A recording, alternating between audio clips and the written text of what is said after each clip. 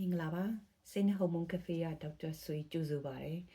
ဒီနေ့ဘာကိုပြောချင်လဲဆိုတဲ့အခါမှာတော့မနေ့ကမှစလုပ်မေးဆိုတဲ့စကားပေါ့လူတွေပြောလို့ရှိကြတယ်ကျမ်းမာရေးနဲ့ညီညွတ်တဲ့လူနေပုံစံမှုစနစ် lifestyle ဆိုတဲ့တခုကိုပြောင်းလဲဖို့ကြိုးစားလာတဲ့အခါမှာအရန်ခက်ခဲကြတယ်ပေါ့နော်အဲ့လိုခက်ခဲကြတာလူတွေကမသိလို့မဟုတ်ပါဘူးဝါတဲ့လူတွေကလည်းဝါတာသိရဲ့ဆက်လက်တောက်နေတဲ့လူကလည်းဆက်လက်တောက်တော့မကောင်းဆိုတာသိရဲ့အရက်တောက်တဲ့လူကလည်းအရက်တောက်တယ်ဆိုတော့မကောင်းဆိုတာသိတယ်ဒါပေမဲ့သူကမပြင်းကျင်တာလည်းမဟုတ်ပြင်းကျင်တယ်ပြင်လဲပြင်ဖို့စူးစမ်းတာတွေအကြိမ်ကြိမ်ဒါပေမဲ့အောင်မြင်မှုမရှိဘူးဒါကြောင့်မလို့ဒီ post မှာဘာပြောချင်လဲဆိုအဓိက3ချက်ပထမဆုံးတစ်ချက်ကကိုယ့်ဟာကိုယ်ယုံကြည်ရမယ်ငါလုံနိုင်တယ်ငါလုံတော့မယ်ငါဖြစ်အောင်လုပ်မယ်ဆိုယုံကြည်ချက်တစ်ခုအရင်ဆုံးချမှတ်တယ်အဲယုံကြည်ချက်မချမှတ်ခြင်းကဘယ်အလုံးမှအောင်မြင်မှာမဟုတ်ဘူးနံပါတ်1ကသူများတွေဝေဖန်တာကိုကလစ်လျူရှုနိုင်ရမယ်ဟာမင်းကလည်းကိုကဝါလိုက်တာဝေလေးလျှော့စမ်းပါဦးအရက်တရလည်းတောက်လိုက်တာနော်အရက်လျှော့တောက်အောင်လေဆက်လက်တွေရက်လိုက်အောင်ဒီလိုပြောတာစေတနာတွေအပြည့်ပါပြီမဲ့တခါလေကို့မှာခံစားမှုတွေကိုပိုတိုးစေနိုင်တယ်အဲ့ဒါမျိုးကိုကလည်းသူများကိုမပြောစေအဲ့လိုမျိုးမပြောသင့်တယ်လို့ကို့ကိုပြောလာလို့ရှိရင်လေသူကလစ်လျူရှုနိုင်ရတယ်ကိုကကိုရည်မှန်းချက်ရှိရတယ်ဟုတ်ပြီနံပါတ်3ရည်မှန်းချက်ကတော့အရေးကြီးတယ်ပေါ့နော်ဘယ်လိုရည်မှန်းချက်တွေထားမလဲဆိုတဲ့အခါမှာ smart goal ဆိုတဲ့အသုံးလုံးလေးနဲ့သုံးကြည့်စေချင်တယ် smart goal ဆိုတာဘာလဲဆိုတော့ S က specific ဖြစ်တယ်ပေါ့နော်အတိကျတယ်ဥပမာငါအချိုစားတော့မယ်လို့ပြောနေတာတဲ့စားလို့ရှိရင်ငါအချိုရည်တွေလုံးဝမတောက်တော့ဘူးရေခဲမှုမစားတော့ဘူးလို့ဆုံးဖြတ်လိုက်တာဒါတိကျတဲ့သတ်မှတ်ချက်နံပါတ်2ကတော့ measurable ဆိုတာကတော့တိုင်းတာလို့ရတာပေါ့နော်ဥပမာငါလမ်းပိုလျှောက်မယ်လို့ပြောမယ်အစားငါတနင်္ဂနွေစနေနဲ့တနင်္လာနေ့ဒီမှာလမ်းကို3မိနစ်30ထမင်းစားပြီးနေ့လယ်ထမင်းစားပြီးတိုင်းစားမယ်ရှောက်မယ်ဆိုလို့ရှိရင်ဒါပို့ပြီးတော့တိုင်းတာလို့ရတဲ့အချိန်လေးပေါ့နော်နောက်တစ်ချက်ကတော့ achievable A ကတော့ achievable ဆိုတာတကယ်လုံနိုင်ခြေရှိတဲ့ဟာမျိုးပေါ့နော်ဥမာငါပေါင်90ကြောက်ဝိတ်ကြအောင်လို့နောက်3ဘတ်တွင်လုပ်မယ်ဆိုဒါမဖြစ်နိုင်ဘူး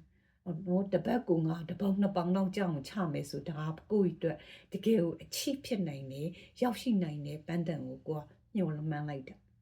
နောက်တစ်ချက်ကတော့ relevant ဆိုတာကိုတကယ်လောက်တာဟာကိုယ့်အတွက်ကိုအကျိုးရှိမှလားကျန်းမာရေးအတွက်အကျိုးရှိမှလားဆိုတာမျိုးကိုချင့်ချိန်ရတာ relevant ဖြစ်တယ်လို့ပြောလိုက်တာပေါ့နော်နောက်ဆုံးတစ်ချက်ကတော့ time bound ဆိုတော့ကိုရီမှန်းချက်တွေကပြည့်မပြည့်ဆိုအချိန်နဲ့ပြန်ပြီးကန့်တက်လိုက်တာပေါ့ဥမာငါ၄ဘတ်တွင်းမှာဒါတွေဖြစ်အောင်လုပ်မယ်ဆို၄ဘတ်မှာပြန်ပြီးတော့ချင့်ချိန်လိုက်တဲ့အခါမှာဖြစ်နိုင်လားဆိုတာမျိုးကြည့်လိုက်တာကို time bound လို့ခေါ်တယ်ပေါ့ smart goal လို့ခေါ်ရပေါ့နော်ဥပမာလေးတွေပေးရမယ်ဆိုလို့ရှိရင် smart goal ချတဲ့အခါမှာတခါချလိုက်ပြီဆိုလို့ရှိရင်ဂိုးတွေကို10ခုလောက်မချနဲ့2ခု3ခု9နိုင်တနိုင်တစ်ပိုင်း2ခု3ခုဂိုးချပေါ့ဂိုးတစ်ခုကို you know activity ပေါ့ exercise တွေဒီလိုမျိုးလှုပ်ရှားမှုတွေလုပ်တဲ့ဂိုးလေးတစ်ခုချနောက်ဂိုးတစ်ခုကိုကျတော့အစားတောက်တဲ့ဂိုးလေးတစ်ခုချနောက်ဂိုးတစ်ခုတော့အေးဝအောင်ကျန်းမာရေးနဲ့ညီညွတ်အောင်စိတ်ပူပန်တော့ကောင်းမှုနေအောင်ချနိုင်တဲ့ဂိုးမျိုးလေးတစ်ခုချပေါ့ဥပမာအားဖြင့်ဆိုရင်ထမင်းဟင်းတွေကိုအပြင်မှာသွားစားနေတပတ်ကို4-5ရက်လောက်သွားစားနေတဲ့လူမျိုးဆိုလို့ရှိရင်ငါအနည်းဆုံးတော့အများဆုံးတစ်ပတ်ကိုတစ်ခေါက်ပဲသွားစားမယ်ဆိုဂိုးလေးကိုချလိုက်ချပြီးလို့ရှိရင်4ဘတ်မှာပြန်စစ်ကြည့်လိုက်ငါဂိုးနဲ့ငါညီလားဒါဆိုရင်အဲ့ဂိုးကိုညီသွားပြီဆိုလို့ရှိရင်ကိုယ့်ရဲ့အကျင့်ဖြစ်သွားအောင်ပြီးတော့မှနောက်ဂိုးတစ်ခုထပ်ချဥပမာ exercise လုပ်တယ်เนาะဒီလက်လှုပ်ရှားမှုလုပ်တယ်ဆိုတော့လုံးဝမလုပ်ဘူးတဲ့လူတွေကမိနစ်30လောက်မနေ့ပိုင်းအိယာထပြီးရောလုပ်မယ်ဆိုရင်တနင်္လာပုတ်တူတောက်ကြမှာလုပ်မယ်ဆိုရင်ဒီဂိုးလေးက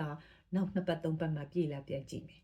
တကယ်လို့ကိုဂိုးကလည်းကိုနဲ့ကိုက်ညီရမယ်ဥပမာကိုကအလုပ်တွေတအားလုပ်ရတာညနေ9နိုင်10နိုင်မှပြန်လာတဲ့လူမျိုးတွေဆိုလို့ရှိရင်ကျတော့အချိန်မရှိတော့ဆိုဟုတ်ပြီဒါဆိုရင်မနေ့ကို9မိနစ်လောက်အမြန်ပြေးပြီးရောချွေးထွက်လာအောင်နေလိုက်မယ်နေ့လေထမင်းစားပြီးတဲ့အချိန်မှာအလုပ်အားတဲ့အချိန်လေးကိုနောက်ထပ်10မိနစ်လောက်